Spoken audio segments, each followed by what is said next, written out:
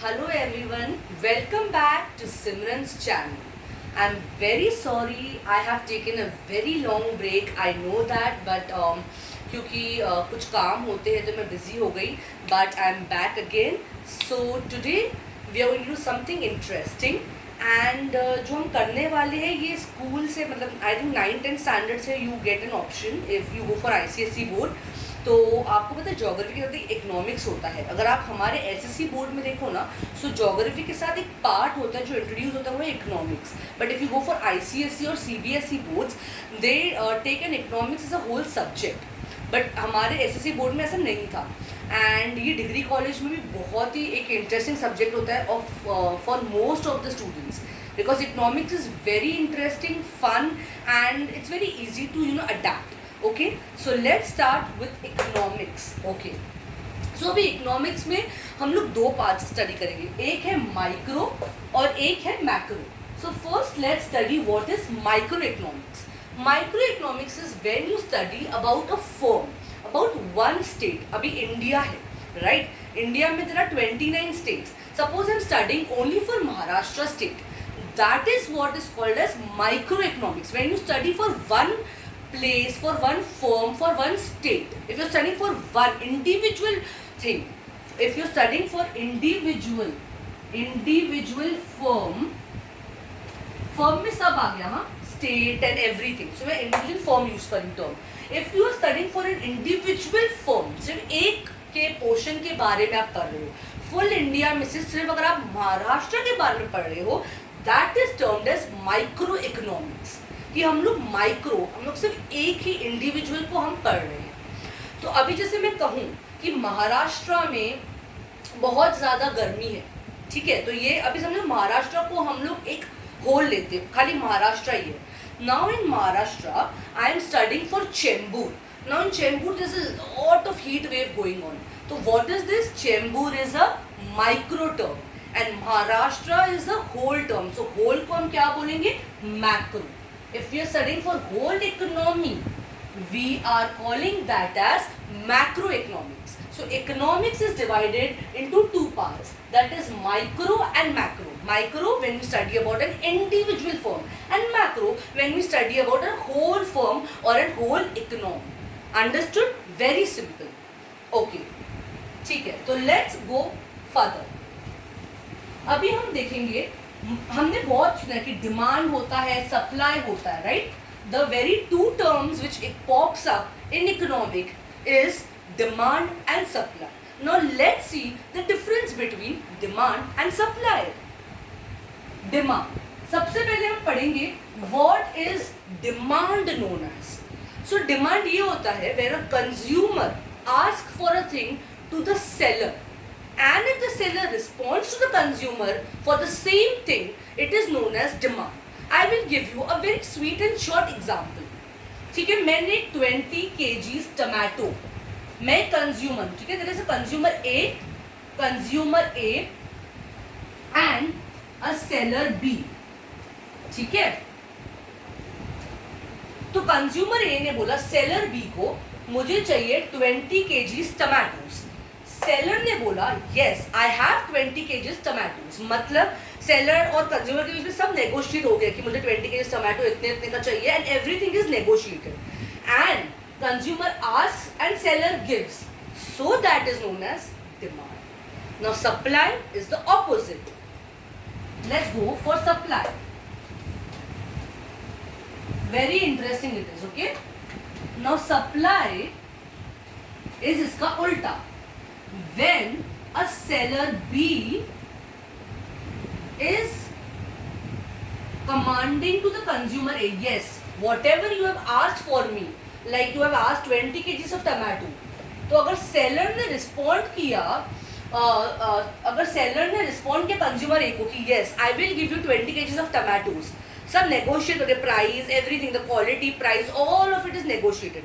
So if seller B is responding in concern for consumer A, it is known as supply. Demand में consumer बोलता है, supply में seller बोलता है, सिर्फ इतना ही फर्क है. Everything else is same, not even similar. Everything is same. Okay, so that is why I use the same example, that is 20 kgs of tomatoes. Now what we will see is the difference for both. अभी तो ये एक एक point का difference हो गया कि demand में कंज्यूमर बोलता है और सप्लाई में सेलर बोलता है, तो ये एक डिफरेंस हो गया। अभी सेकंड डिफरेंस हम लोग देखेंगे। Demand has an inverse relationship with price. What is the meaning of inverse? Inverse का मतलब है ऑपोजिट। मतलब अगर प्राइस बढ़ गया टमाटोज का, फॉर एग्जाम्पल 5 रुपीज, प्राइस है 5 रुपीज, फिर 4 3 2, यहाँ पे कंज्यूमर है 2 3 4 5। वेरी सिंपल, 5 रुपीज का प्राइस था, दो कंज्यूमर्स ने उसका डिमांड किया। जैसे ही प्राइस 1 रुपए से फॉल हुआ, डिमांड बढ़ गया, फिर 1 रुपए से फॉल हुआ, फिर डिमांड बढ़ा, और जब वो पूरा ही फॉल हो गया तो डिमांड फुल इंक्रीज हो गया। यानी कि प्राइस का उल्टा होता है कंज्यूमर यानी कि डिमांड। सो इनवर्स मतलब ऑपोजिट रिलेशनशिप। अगर प्राइस फॉल होगा डिमांड इंक्रीज होगा, एंड वाइस वर्सा। अगर डिमांड प्राइस इंक्रीज होगा तो डिमांड फॉल होगा। तो अगर आप अभी आपने ऊपर से नीचे देखा, you have seen from upward to downward that the demand is increasing. If you see from downward to upward, the demand has been decreasing. जब 2 रुपीज था तो 5 कंज्यूमर्स थे, जब 3 रुपीज हुआ तो 4, जब 4 रुपीज हुआ तो 3, एंड 5 रुपीज हुआ तो 2। सो सिमिलरली अगर वो डिक्रीज होता है तो डिमांड इंक्रीज होता है, और अगर प्राइस इंक्रीज होगा तो डिमांड डिक्रीज होगा। तो यानी कि इनवर्स रिलेशनशिप है डिमांड का प्राइस के साथ, ऑपोजिट है। क्यों? क्योंकि हम लोग कंज्यूमर्स देखते हैं कि हाँ, अभी समझो मैं गई हूँ एक सेलर के पास, वो मुझे दे रहा है टमाटोज फॉर 5 रुपीज़। मैं बी के पास गई, वो मुझे दे रहा है 3 रुपीज़ के लिए। तो हम लोग क्या करेंगे, चलो जो थोड़ा रिच कम्युनिटी वाले हैं वो बोलेंगे चलो ठीक है, हमें थोड़ा अच्छा क्वालिटी चाहिए तो हम सेलर ए से लेते हैं। बट जो थोड़े मिडिल क्लास और लोअर पीपल होंगे वो क्या बोलेंगे, नहीं नहीं क्या है, टमाटो का क्या है, हमें प्यूरी बनाना है तो, और क्वालिटी भी अच्छी है, इतनी है नहीं, सिर्फ इतना ही तो है, तो वो लोग ले लेंगे। अब इसमें क्या होता है ना, चलो सेलर ए का भी रिच कम्युनिटी वाले भी बहुत लेंगे, क्योंकि रिच कम्युनिटी वाले तो लोग 2-3 केजीज लिया तो उनका तो 2 रुपीज़ का फायदा हुआ। सेलर बी का बोलेंगे फायदा नहीं हुआ, उल्टा सेलर बी का तो ज़्यादा फायदा हुआ, क्योंकि उसके पास तो लोअर और मिडिल क्लास के लोग जा रहे हैं, रिच कम्युनिटी तो कम लोग जा रहे हैं, लोअर और मिडिल क्लास के तो बहुत लोग होते हैं, तो उसका तो सेलर ए से भी ज़्यादा फायदा हुआ क्योंकि उसने 2 रुपीज़ कम में रखा है। तो इससे हम बोलते हैं लॉजिस्टिक्स। अभी उसके अंदर हम नहीं जाएंगे, but this is what I am just giving you an extra information, ठीक है। Now second difference for supply we will see. Supply के लिए supply has a direct relationship with price, यानी कि opposite नहीं सेम होता है। इसका मतलब मैं टेबल बना के आपको बताती हूँ। ये हो गया, ठीक है, प्राइस, और ये हो गया सेलर यानी कि सप्लायर, यानी कि आपका सप्लाई। 5 4 3 2 1, तो 3 2 1, ठीक है। मैं आपको दिखाती हूँ। अभी देखो प्राइस 5 था तो ये 3 हुआ, राइट। यहाँ हम लोग ये 2 रखते, ठीक है। जब 5 रुपीज़ प्राइस था तो सप्लाई 2 था, मतलब सेलर ने सिर्फ 2 केजीज टमाटोज बेचे। जब वो 4 हुआ तो सेलर ने सिर्फ 1 केजी टमाटो बेचा। जब वो 3 हुआ तो सेलर ने बिल्कुल ही नहीं बेचा। यानी कि जब अगर हमारा प्राइस फॉल होता है तो सेलर भी कम ही बेच पाएगा। क्यों? अभी 5 रुपीज़ टमाटोज में वो इतना आपको देगा ही नहीं। 5 रुपीज़ का आपको 2 टमाटोज ही आएगा, 6 रुपीज़ का आपको 3 टमाटोज ही आएगा, क्योंकि जितनी महंगाई टमाटोज की बढ़ रही है उतना प्रॉफिट सेलर का कम होते जा रहा है। तो जितना प्राइस बढ़ेगा उतना सेलर के लिए भी अच्छा होगा, लेकिन जितना प्राइस कम होगा, अगर पहले वो 6 रुपीज़ में आपको 2 टमाटोज दे रहा था, लेकिन अभी 5 रुपीज़ हो गए तो उसका 1 रुपया तो कम हो गया, तो वो भी 1.5 टमाटो देगा, हाफ टमाटो वो भी कम कर देगा। तो सिमिलरली सप्लायर का ऐसा ही होता है, अगर प्राइस इंक्रीज होता है तो सप्लाई भी इंक्रीज होता है, लेकिन अगर वो डिक्रीज होता है सप्लाई प्राइस तो सप्लाई भी डिक्रीज होता है। इसके लिए supply has a direct relationship with price. That is the second difference for demand and supply. आज के लिए इतना काफ़ी है। हम लोग एक रिकैप करेंगे। Economics is divided into two parts, that is micro and macro. Micro is for an individual form. अगर मैं इंडिया की बात कर रही हूँ तो इंडिया में से Maharashtra is micro and whole India is macro. So for the whole economy, it is known as macroeconomics, and if we study for one part from the whole economy, that is microeconomics. Then we saw demand and supply. What is demand called? Demand is when a consumer asks for a product to a seller, and seller is giving that product in concern of a consumer, that is known as demand, and supply is the vice versa.